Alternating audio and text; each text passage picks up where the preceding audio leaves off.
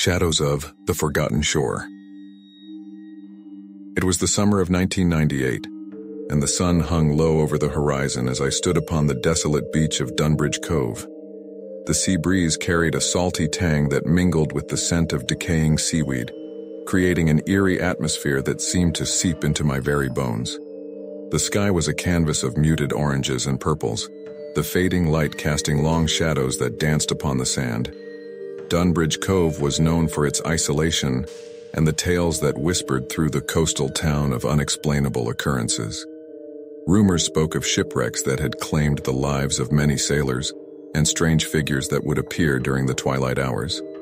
As the waves lapped at the shoreline, I felt a chill crawl down my spine, though the evening air was warm. With a camera slung over my shoulder, I had ventured to the beach in search of captivating shots for an upcoming photography contest. The solitude was initially inviting, a chance to capture the tranquil beauty of the coastline. But as the light continued to wane, a sense of unease began to gnaw at my consciousness. I wandered along the water's edge, snapping photos of seagulls silhouetted against the fading sun.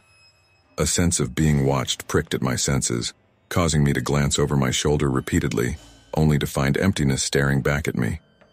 It was then that I noticed a peculiar arrangement of stones near the waterline, almost resembling a primitive circle.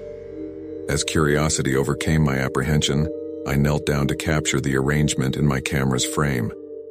The moment the shutter clicked, an inexplicable gust of wind swept over me, extinguishing the nearby bonfire that had been merrily crackling only moments before. My heart raced as I stood in the sudden darkness, the camera's faint flash revealing the outline of figures in the distance, figures that were most certainly not there before. The figures were tall and slender, their outlines flickering like shadows cast by the flames.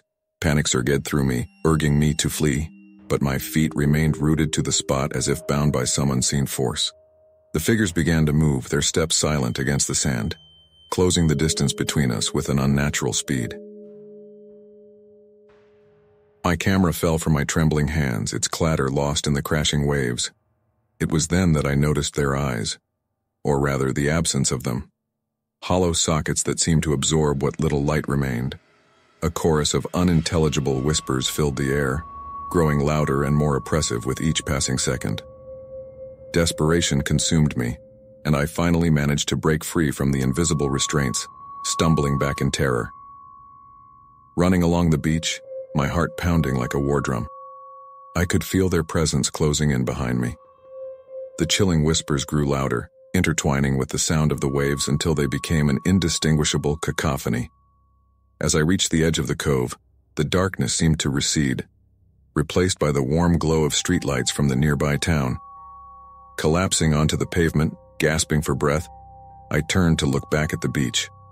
The figures were nowhere to be seen, and the stones that had formed the circle were scattered by the tide.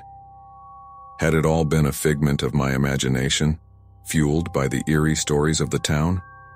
To this day, I cannot be sure.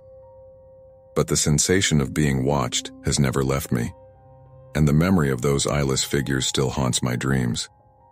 Dunbridge Cove remains a place of both beauty and dread, its secrets hidden beneath the sands and waves, waiting for another unsuspecting soul to stumble upon its ancient terrors.